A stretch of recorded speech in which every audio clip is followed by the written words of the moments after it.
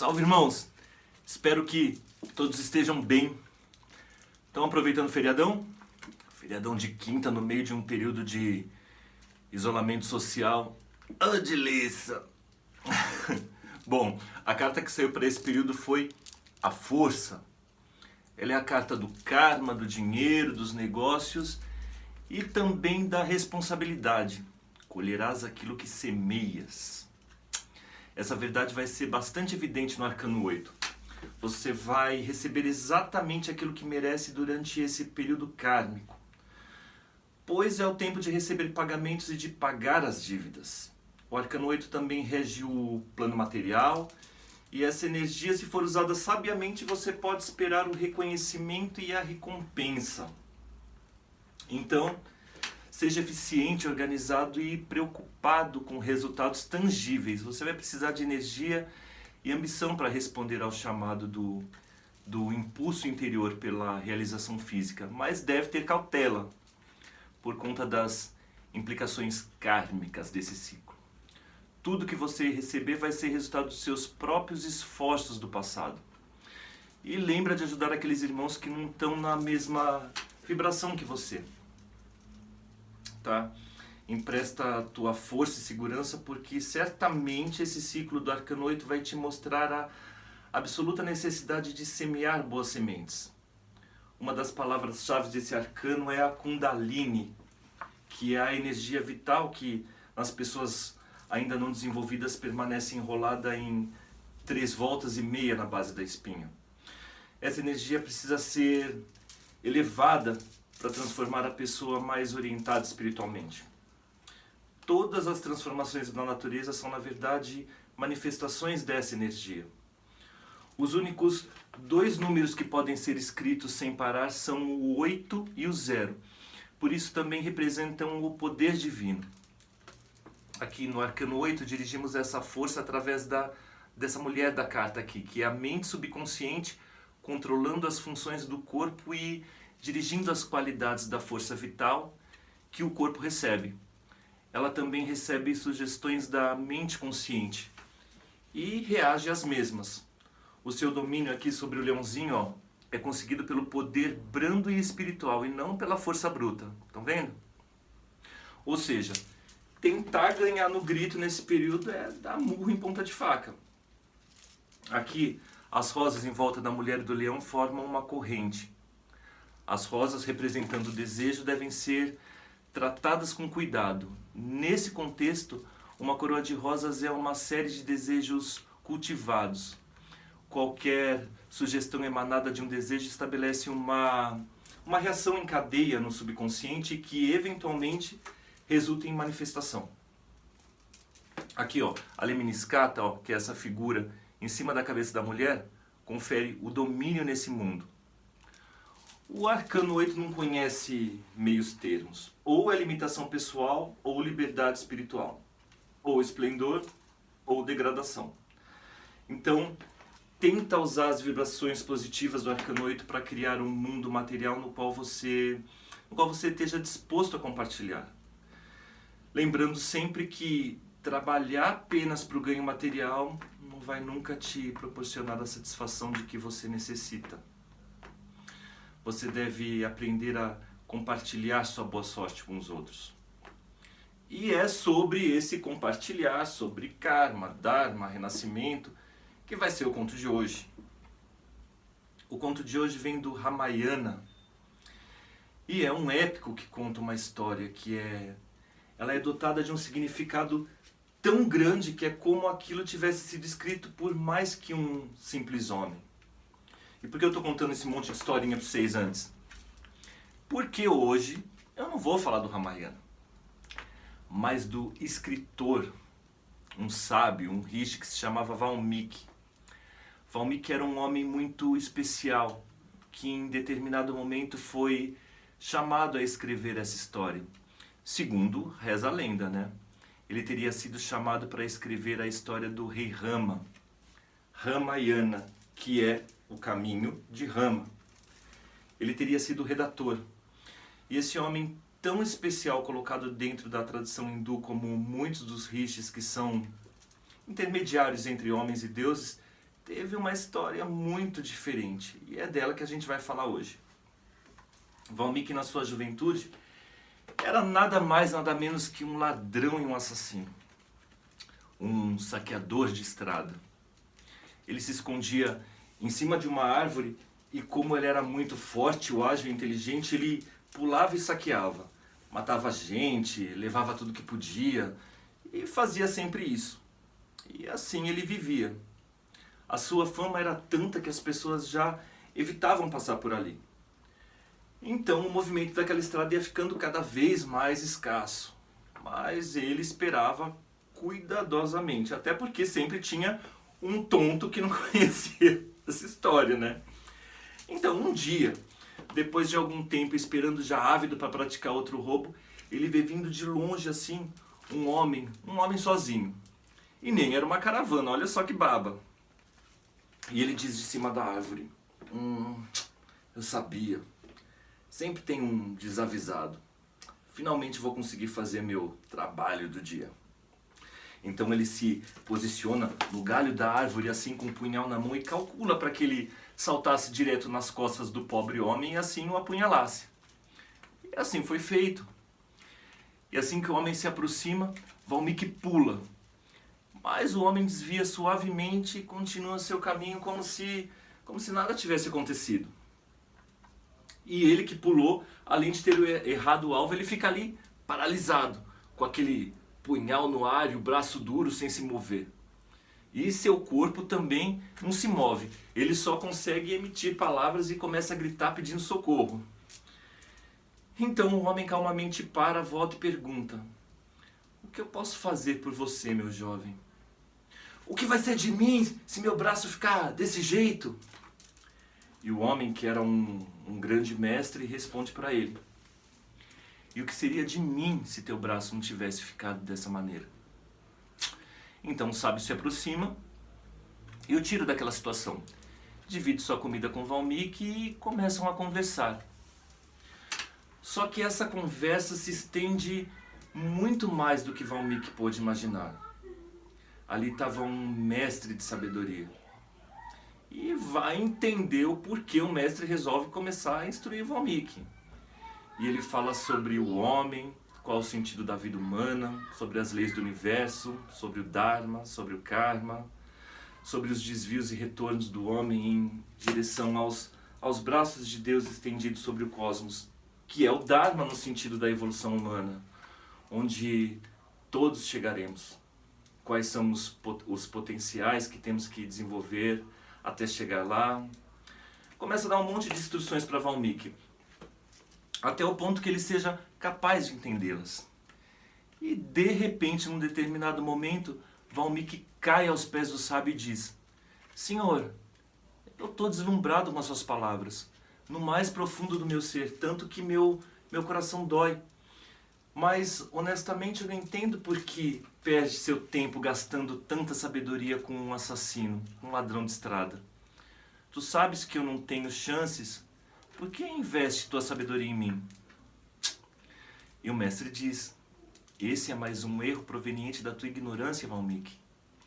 Não existe ninguém no mundo que não tenha chances.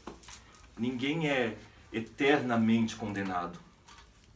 A vontade, o amor, a inteligência humana são poderosas. Tudo aquilo que queiras resgatar será resgatado.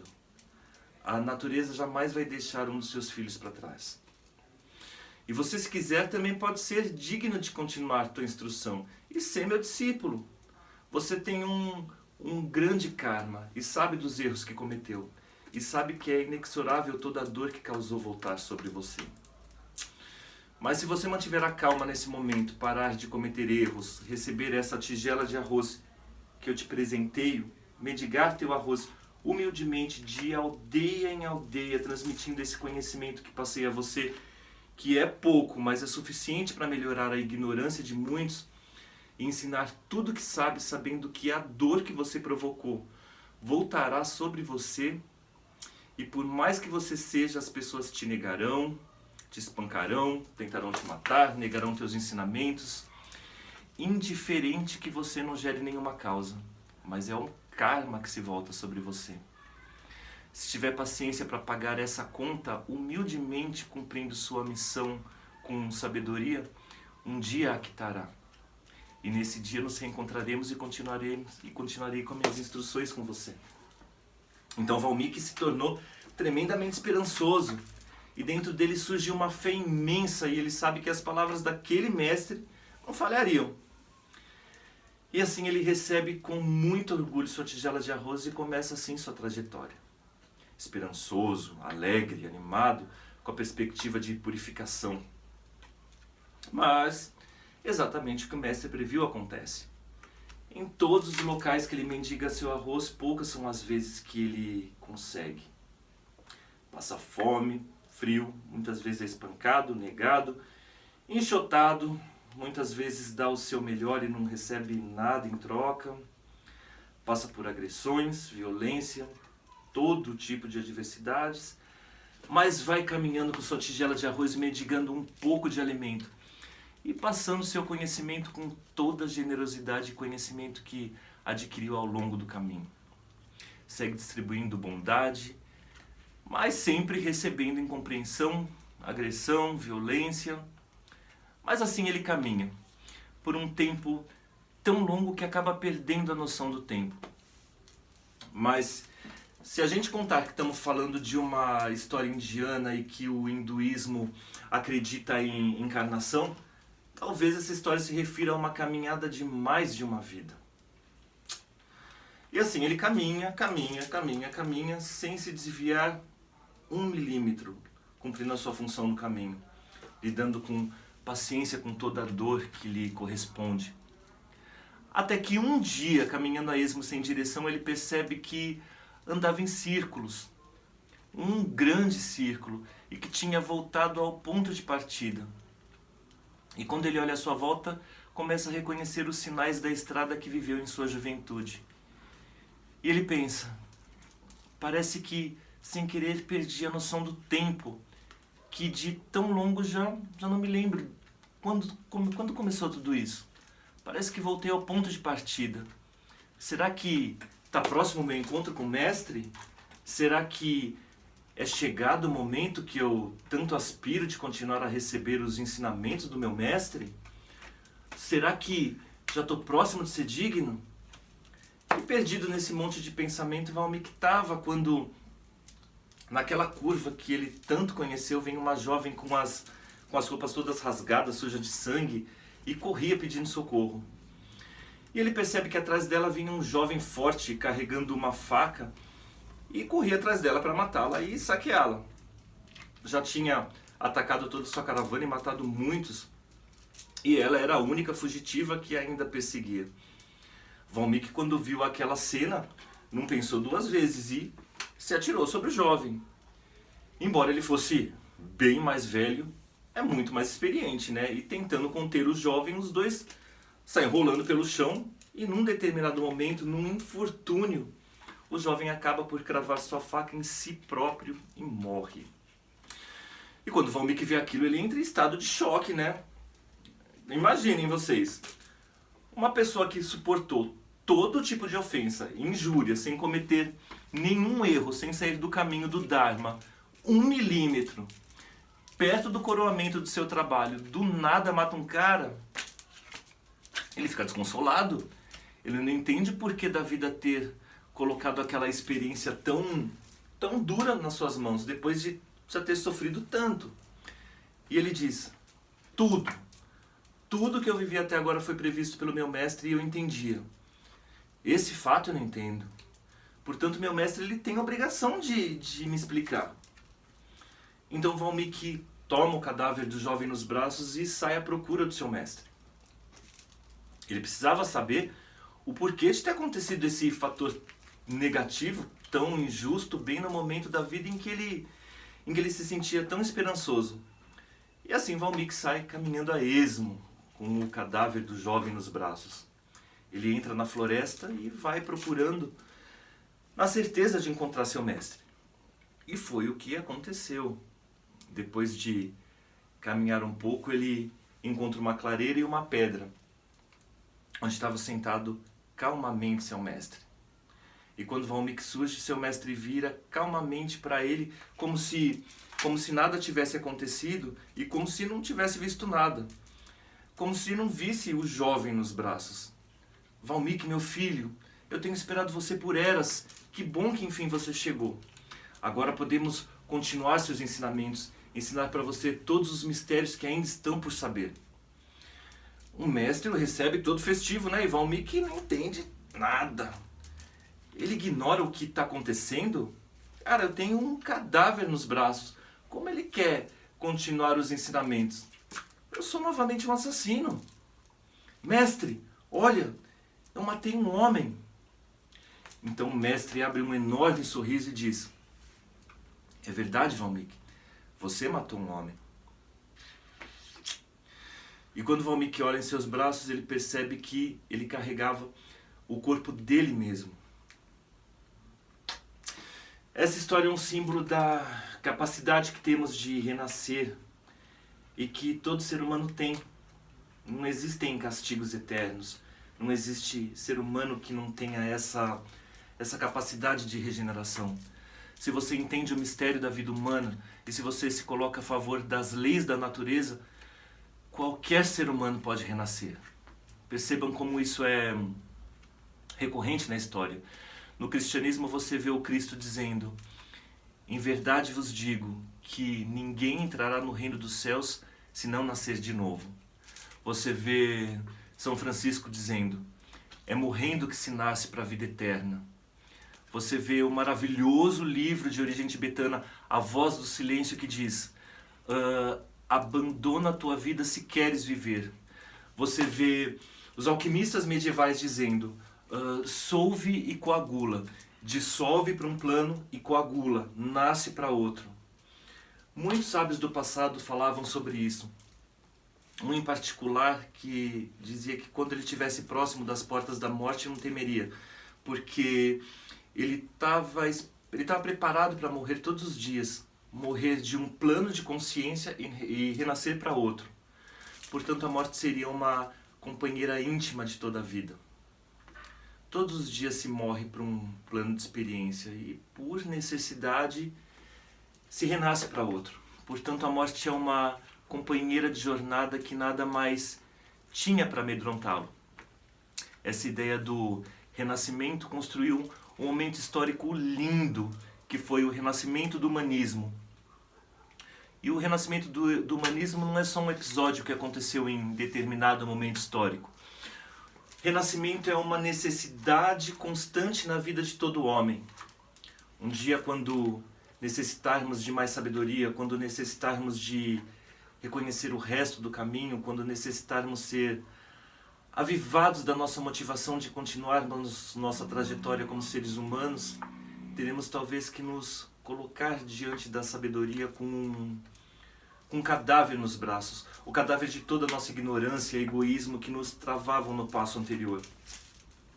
É necessário renascer e que se cumpra o propósito de todos os seres humanos, que é o de chegar à plenitude da condição humana e deixar um rastro luminoso que possa ser seguido por outros caminhantes ao longo da nossa história.